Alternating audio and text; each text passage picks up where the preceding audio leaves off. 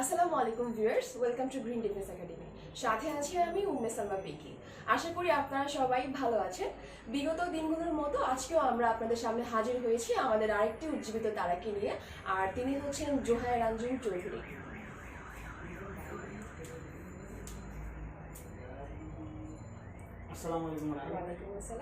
তিনি 83 BM এর long course থেকে গত 8 ডিসেম্বর 2019 তারিখে আর্মি থেকে গ্রিন কার্ড প্রাপ্ত। কংগ্রেচুলেশন জোহার ভাইয়া। থ্যাংক ইউ আপু। তিনি বগুড়ার ছেলে, তিনি এখন বিরবিতে অধ্যয়নরত আছেন, তিনি প্রথম বর্ষের শিক্ষার্থী। তো ভাই আপনি কেমন আছেন? আলহামদুলিল্লাহ, আপনি কেমন আছেন? আলহামদুলিল্লাহ। আচ্ছা, আপনার ISSB ডেট তো ছিল 5 তারিখে, তো আপনারা টোটাল কতজন স্টুডেন্ট গিয়েছিলেন, কতজন স্ক্রিনড আউট হয়েছেন বা কতজন গ্রিন কার্ড ইয়েলো কার্ড পেয়েছেন, তা যদি ইনশর্ট আমাদেরকে একটু জানাতেন। অ্যাকচুয়ালি আমাদের ISSB তে রিপোর্টিং করার 202 জন করার কথা ছিল, তো আমরা সেখানে 168 জন উপস্থিত ছিলাম। তো তারপরে হচ্ছে আইকিউ এবং পিপিডিটিতে স্ক্রিন আউট হয়েছে 91 জন। তো আমরা 4th ডে পর্যন্ত স্টে করতে পেরেছি 77 জন।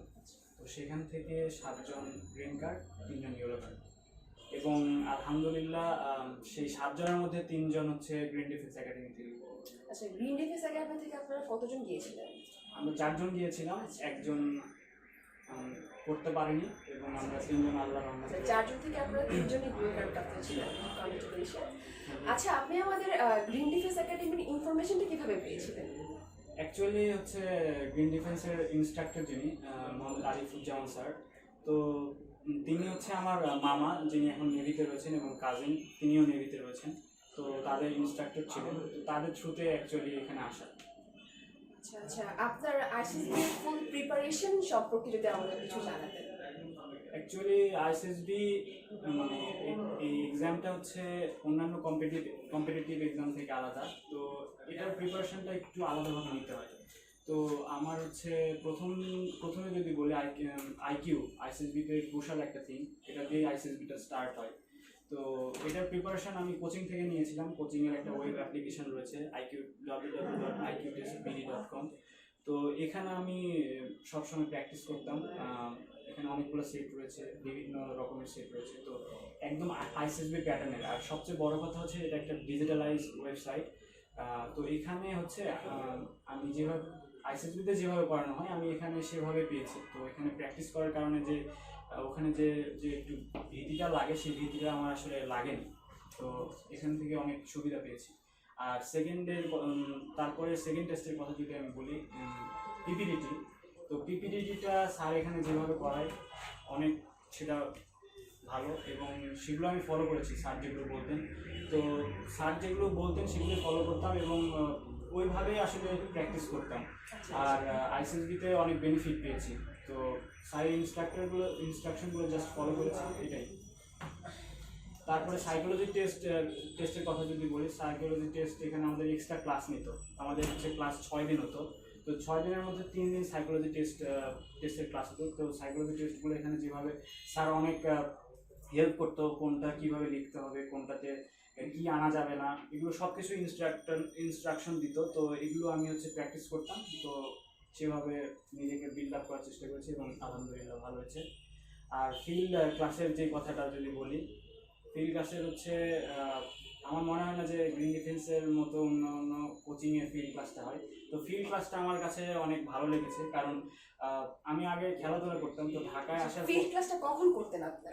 ফিল্ড ক্লাসটা হচ্ছে শনি সোমবার সকাল 7টা থেকে 9টা পর্যন্ত অ্যাপ্রক্সিমেটলি। তো অ্যাকচুয়ালি ফিজিক্যাল টাফনেসটা অনেক দরকার একজন অফিসার ক্যাডেট হওয়ার জন্য। তো এখানে আসার পর হচ্ছে ফিজিক্যাল টাফনেসটা বেড়েছে। তো ফিজিক্যাল যে ক্লাসগুলো হতো অনেক ক্রুশাল আমি মনে করি, এবং ISSBতে আমি অনেক বেনিফিট পেয়েছি।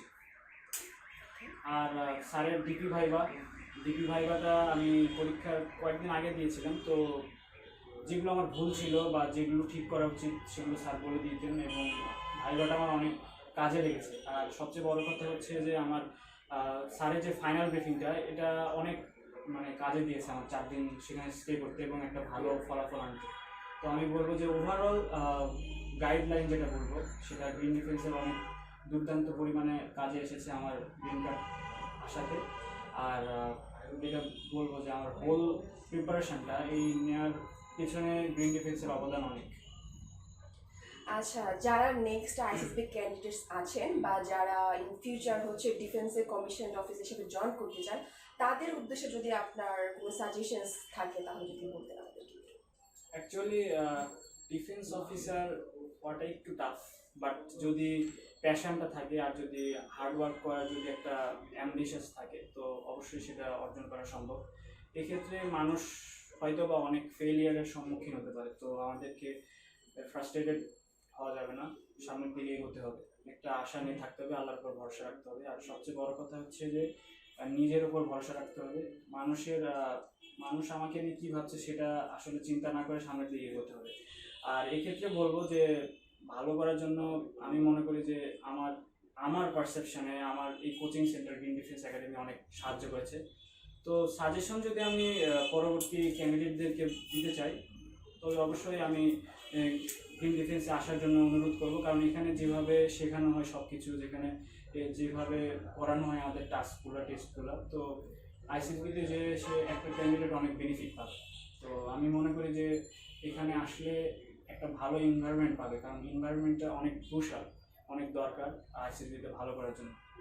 আচ্ছা, আমাদের গ্রিন ডিফেন্স একাডেমি এবং আমাদের আরফুজ্জামান স্যারের সম্পর্কে যদি কিছু বলেন বা তাদের উদ্দেশ্যে যদি কিছু বলতে পারতেন। আসলে আমার হচ্ছে আল্লাহর উপর সবসময় ভরসা ছিল, আমি আলহামদুলিল্লাহ যে আমি গ্রিন কার্ড পেয়েছি। তবে তারপরে যদি কাউকে ধন্যবাদ দিতে হয় সেটা অবশ্যই আরিফ স্যারকে।